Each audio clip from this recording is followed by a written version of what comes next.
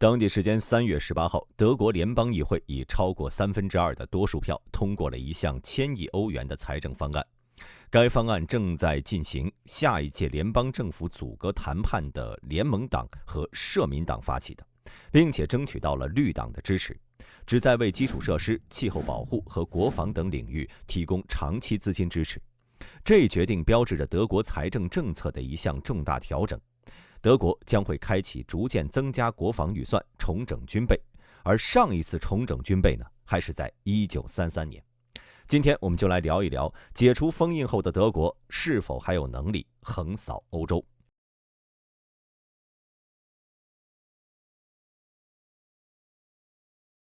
2025年3月23号，德国政府做出了历史性决策，启动了数十年来规模空前的军费扩张计划。为了实现这一目标，长期束缚德国财政的债务刹车机制已被修订，为释放数千亿欧元的国防预算扫清了障碍。新任联邦总理弗里德里希·梅尔茨一针见血地指出了德国长期以来的困境：我们沉浸在虚假的安全感中太久了，现实的严峻性不得不迫使德国打破这种幻想。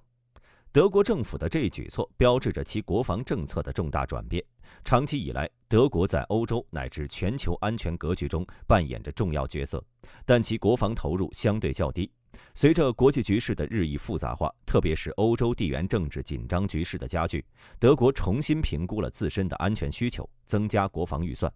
不仅是为了应对潜在的外部威胁，也是为了提升德国在国际事务中的影响力。修订债务刹车机制表明德国政府决心克服财政限制，为国防建设提供充足的资金支持。这笔巨额预算将用于现代化军事装备、提升军队战力以及加强国防基础设施。总理梅尔茨的讲话反映出德国对当前安全环境的深刻担忧，以及加强自身防御能力的紧迫感。德国的这一系列行动无疑将对欧洲乃至全球的安全格局产生深远影响。德国准将哈默斯坦以一种不屑的口吻发出了疑问：你认为普京值得信任吗？这并非是一个需要回答的问题，而是一种对自身的警醒。乌克兰的战火宣告了欧洲和平时代的结束，德国终于意识到依赖美国提供安全保障的时代已经过去，他们必须亲自承担起保卫国家的责任。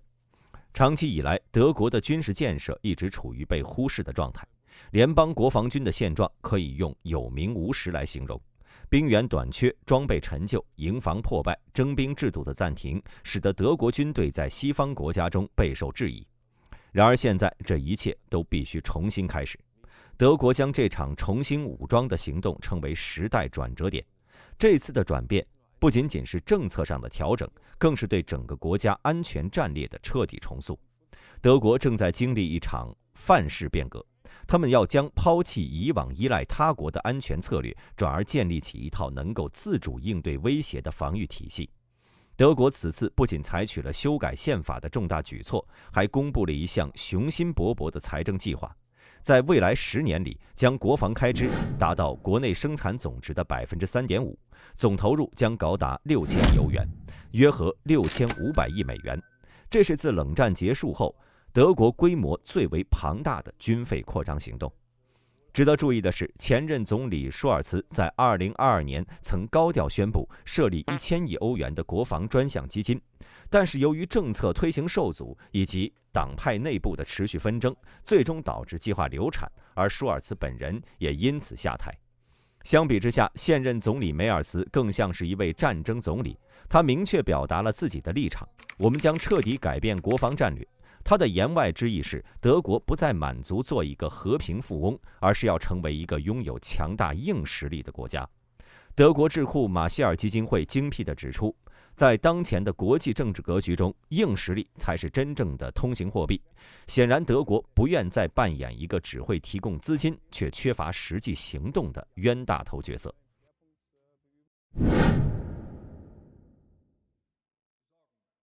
不过，理想很丰满，现实却颇为骨感。最新一份的德国联邦议会国防军专员报告直接揭短：招募不达标，军队老龄化严重，基础设施灾难性，简直不像一个欧洲第一经济体该有的军队。报告开出的一张维修账单是67亿欧元，仅用于修缮兵营、营房等基础设施。还有更扎心的，德国从2018年立下了军队扩员至20.3万人的目标，原计划2025年完成，后来又延期到了2031年。而如今实打实的人数呢，还只有181174人。相比冷战巅峰时期的50万大军，现在的德军可谓是削骨去肉，瘦成纸片了。更别说士兵平均年龄已经从2019年的32.4岁升到了现在的34岁，军队不只缺人，还在老去。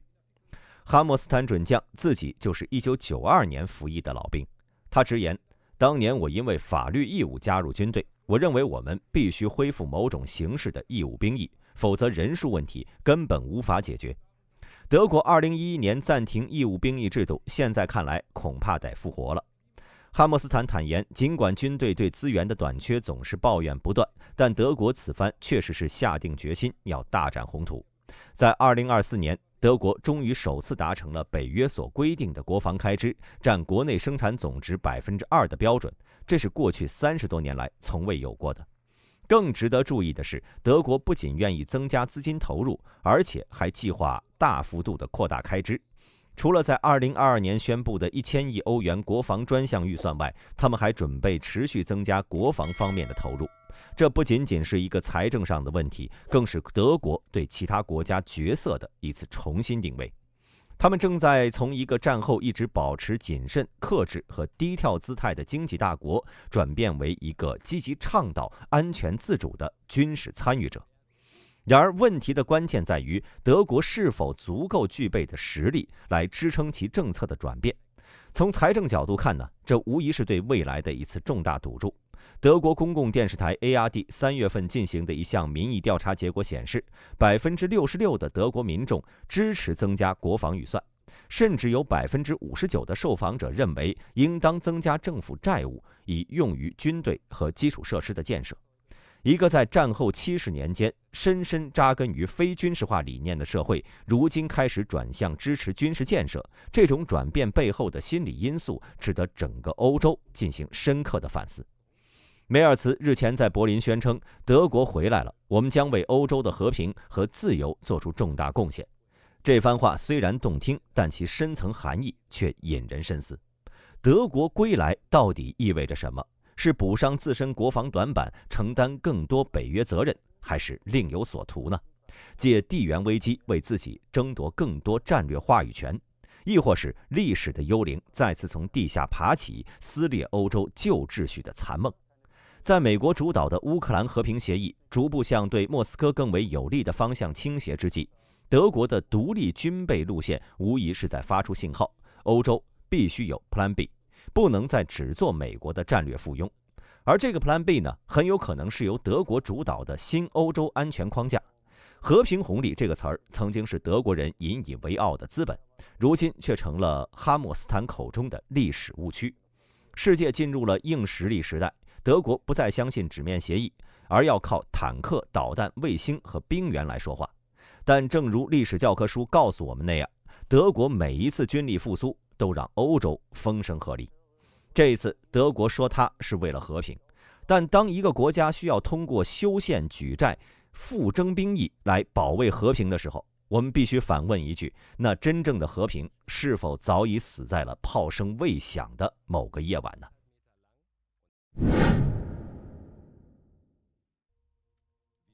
？00散说了这么多，我们接下来详细总结一下。总的来说呢，目前德国联邦议院以67%的高支持率通过了宪法修正案，宣布废除军费开支占 GDP 的比例限制，并且设立了5000亿欧元专项基金，推动军事现代化。这一决策标志着二战后德国国防政策的根本性转向，从克制文化迈向主动防御，其影响不仅重塑了欧洲安全架构，更引发对经济、社会和国际关系的连锁震荡。德国扩军的核心举措是突破债务刹车机制，将国防开支提升到 GDP 的 3%， 即每年约1290亿欧元。这笔资金将用于组建首支本土防御师团，采购 F-35 隐形战机，升级豹2 A7V 坦克，并将陆军规模从18万提升到30万。